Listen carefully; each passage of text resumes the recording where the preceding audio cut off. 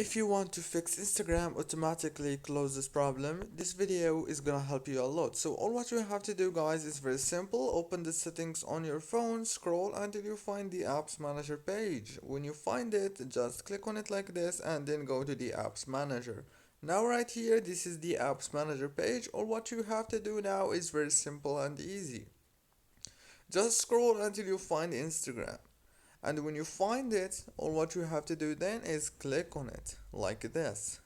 Now right here you have to do few things. Click on force stop and then go down to the data usage option, scroll down and disable the Wi-Fi and the mobile data and then enable them again. Go back, go back to the settings on your phone, go to the wireless and networks and then enable the airplane mode and disable it again.